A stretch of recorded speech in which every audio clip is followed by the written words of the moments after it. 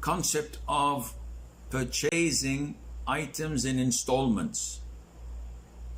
So some people say that this is haram and riba. Why? They say riba is lending you 100 in exchange of 120 in installments. So likewise, if you buy a product, when you buy it through installments, you pay much more than what you pay when you buy it in cash. I said, this is true. But there is a difference between riba and buying things through installments.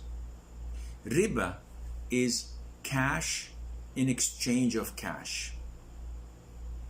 So there's no benefit for the community. It is exchanging money with money. And this is clear riba. No dispute in that. While selling in installments is selling an actual product for an agreed amount of money. There's no riba in it. I'll give you an example. Tom comes to me and says, how much you are selling your mobile for? And I say $100. Dick comes 5 minutes later and says, how much you're selling your mobile phone? And both are paying cash. I said $90.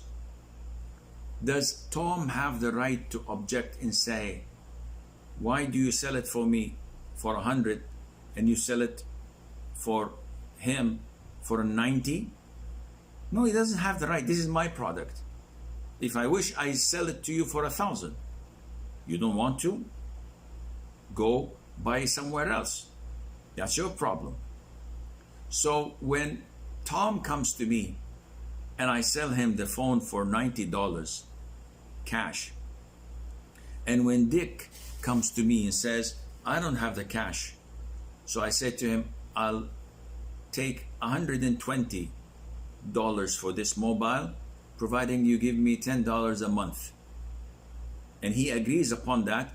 There is nothing wrong in that at all, because this is selling a mobile phone for a different price than another person who comes and pays cash. This is my product. I can sell it as cheap or as expensive as I wish, and it's demand and supply. You don't like it, go somewhere else and buy it. So there is nothing wrong in that. Now, the book mentions to us 4 conditions. 1, the seller has to be in possession of this article that he's selling. Why are we saying this? We're saying this to avoid a trick in riba. So now I'd like to buy this phone, which is cash, $100. I go to the seller and the seller says, sorry, I can only accept cash. And I don't have cash. So I go to Harry, and Harry says, no problem, I'll buy it for you and sell it to you for $120, $10 a month. And I agree to that. And we sign a contract. Harry does not own the phone, has no interest in the phone. All what he's interested in, $100 in exchange for $120. That's 20% profit within a year. That's good business to him. So this is haram.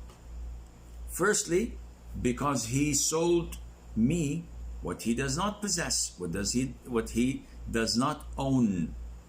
And the Hakeem of Ibn Hizam hadith, may Allah be pleased with him, that the Prophet prohibited alayhi salatu wasalam to sell what you do not possess.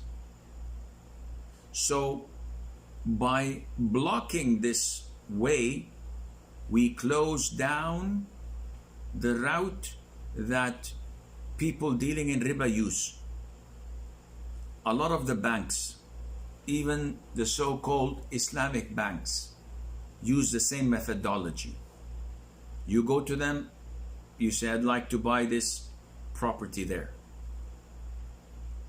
They go and check on it, all legit. They said, no problem. We'll buy it for you and we'll sell it over the duration of 20 years for an X amount of money. Sounds good to me. So they make me fill a contract and sign it, committing that I won't default and change my mind. I'm committed to buying it. Some even ask for a down payment. Negligible amount, but it's still a down payment. And I'm okay with that as well. Now this, the scholars say, is haram. First of all, because the bank is not interested in profit or loss. The bank is only interested in profit. And he did the same mistake that the Prophet ﷺ prohibited, which is selling what he does not possess. Therefore, he's guaranteeing the profit as if he is lending me cash, the money. I go buy the property or buy whatever I want to buy, but I'm obliged to give him every month a fixed amount of money with interest. This is totally prohibited and haram. So this is the first condition, that the seller must possess what he's selling in installments. It's mine. I'm not going to get it from somewhere else. I have it in my stores. Secondly, to pay more than the price agreed if the purchaser default on some of the installments.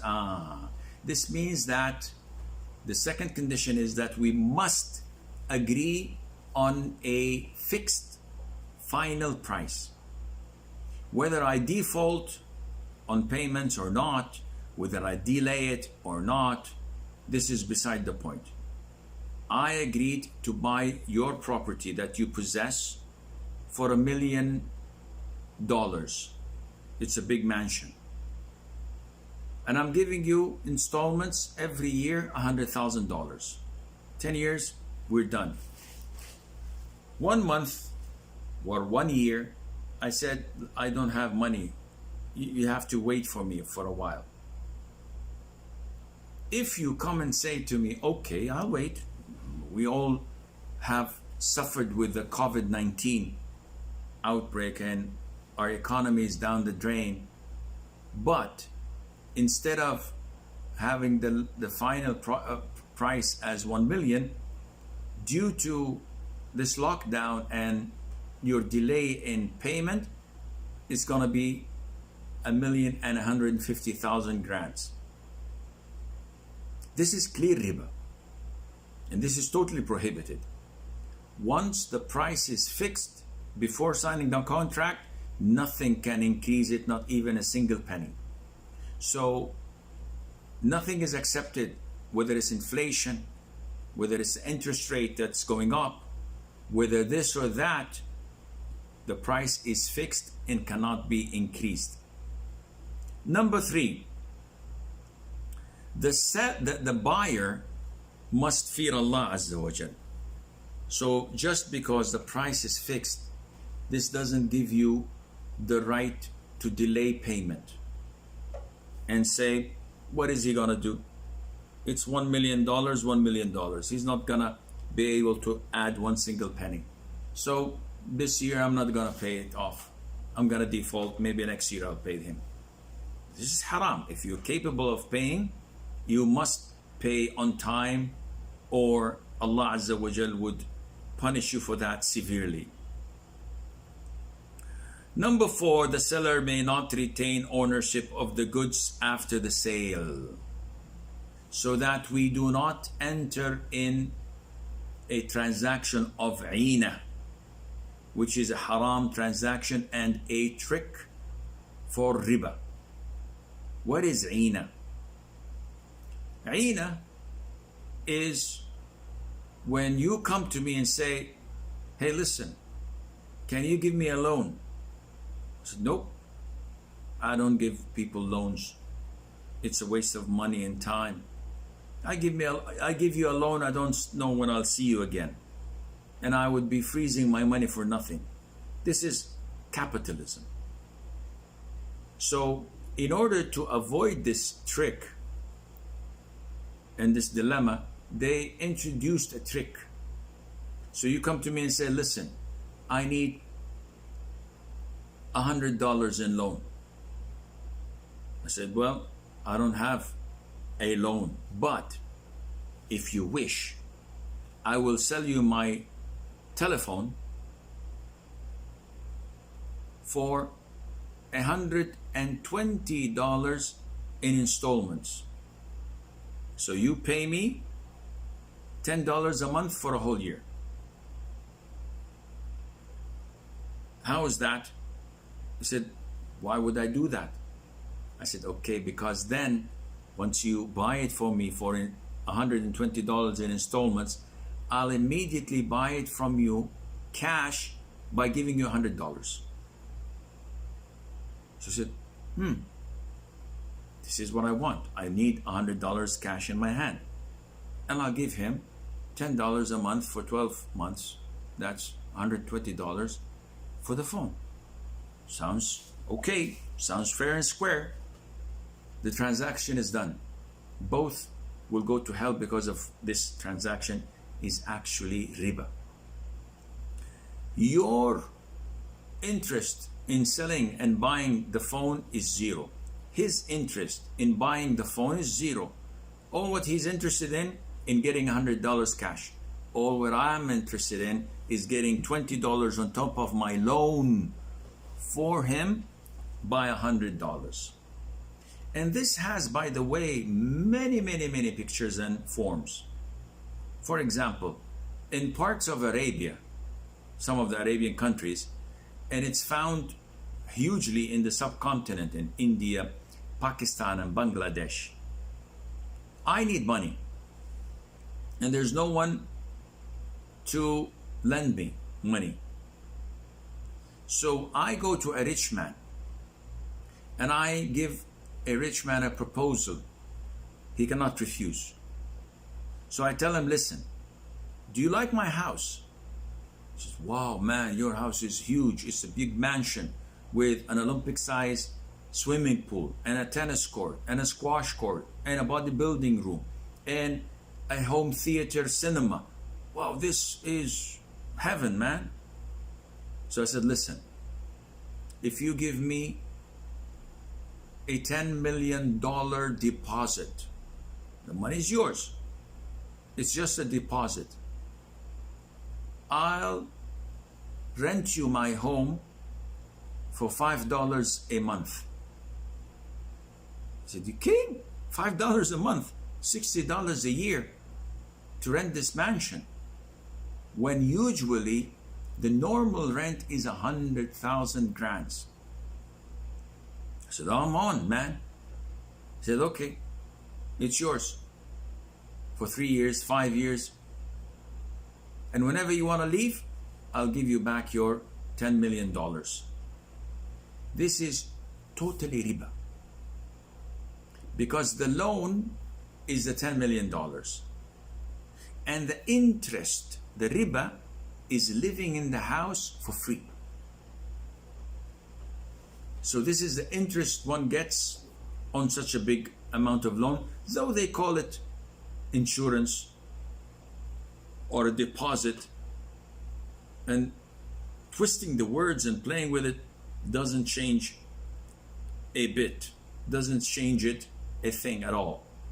So it is important that we are knowledgeable, that we learn the ins and outs of our transactions before getting involved in it. Unfortunately, most Muslims deal in transactions, business, investments, accounting, auditing, without proper Islamic knowledge. You know, at the time of Umar ibn al-Khattab, may Allah be pleased with him, the second caliph, he used to go as a ruler into the market carrying his stick, a durra.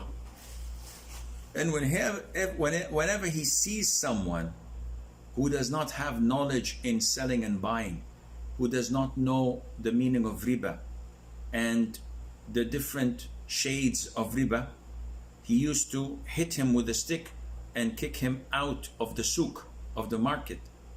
And he would say to him, do not spoil our markets. Why? Because being there and having transactions that are haram without any knowledge would spoil the business. The transaction is void. Someone comes in after the second adhan of Jum'ah. How much are the peaches? It's $5. Okay, give me 3 kilograms. Done, deal. The transaction is invalid, haram.